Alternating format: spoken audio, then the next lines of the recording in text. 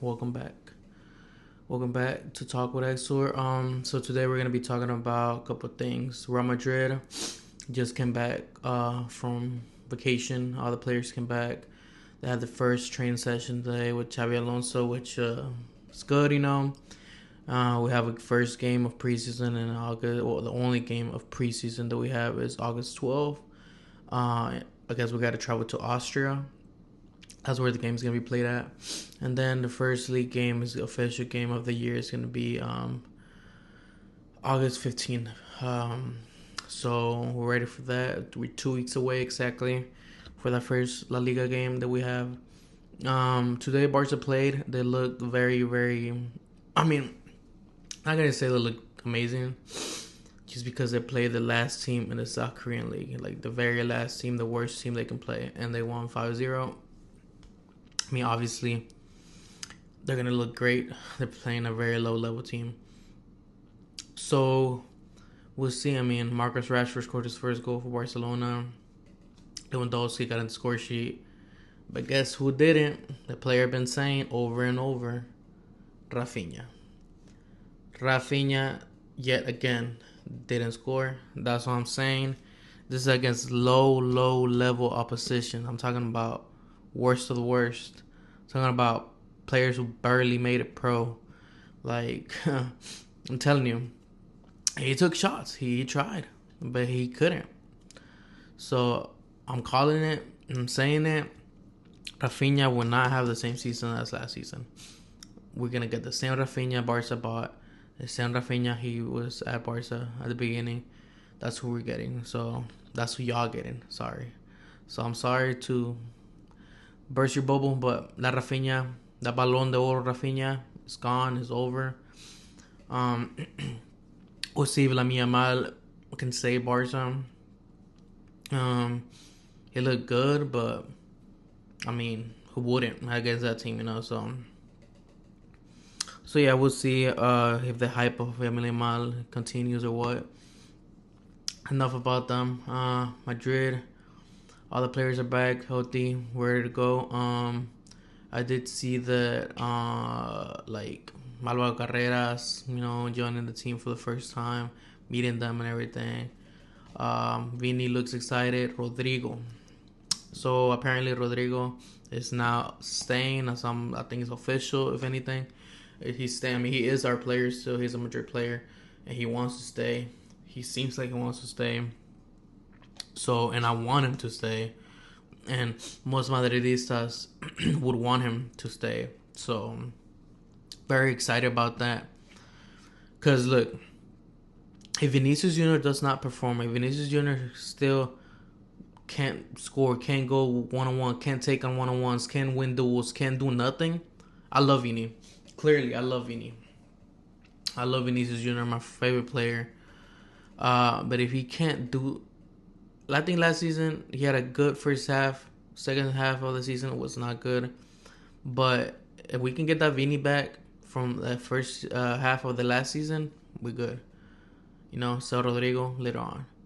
But if not, bench Vini, put Rodrigo in there. See how he does. So Vini can see, I got to fight for my spot. Because it's either me or Rodrigo. One of us is leaving next summer, 2026. One of us is out. So it's either me or him. So I think this season is going to be the fight between Vini and Rodrigo. Who's going to stay and who's going to go. I heard Man United were preparing a $200 million bid for Vinicius Jr. I don't think Vinicius Jr. wants to go to Man United this season just because of Champions League games. But next season, I think Man United will end up in the top 5 or manage to get in the Champions League somehow. Because, Man United, I think they will. They got it. At least top 5. So, next season, if Man United got money. We all know that. So, if they're in the Champions League, Madrid want to sell Vini. Vini got options. PSG, Man United, Arabia. Throw in Man City maybe. I don't know. Any big club, Chelsea. Chelsea always wants players, so more options next year. Same with Rodrigo. Rodrigo, if he don't perform good or if he performs all right, but Vini's outperforming him, then he got options. City, Liverpool. Liverpool will have money next season. Arsenal, Spurs. I don't know. No, many options. PSG. So they both got options next year. So I think both of them staying this season is perfect for them and for us. The more competition we have, the better. So very excited to now.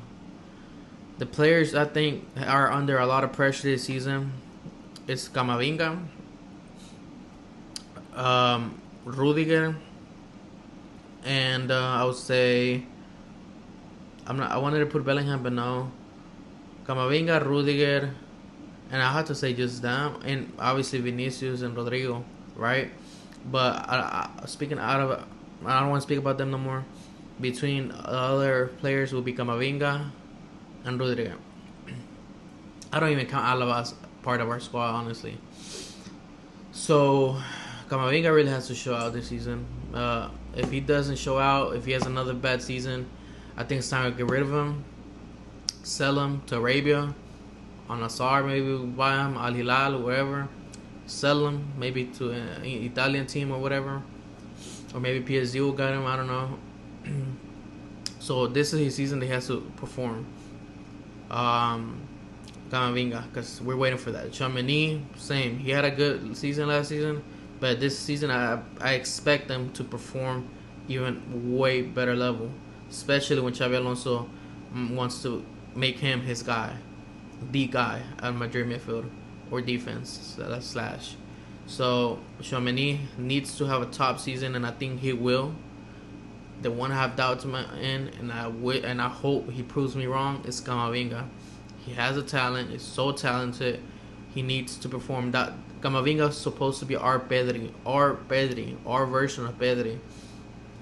But he needs to show it because he has a talent. He just needs to show it. If not, bye-bye. Next season, 100% we need at least 2 midfielders. By 2026, we need at least 2 midfielders. And Konate for free, okay, cool. That's a center back. Young Hoysen, Konate, good. And Militao, we good. No more defenders. Next season, next summer transfer window, we need at least 2 top-class midfielders. A CDM, a defensive mid, pretty much, and a CM. We need that. That's it. And maybe a 9 if one of the big boy leaves, or if Vini or Rodrigo leave, then obviously a 9 because Mbappe could play the left wing or whatever. So I hope Madrid can have a great season. I hope we win something. I hope we win La Liga.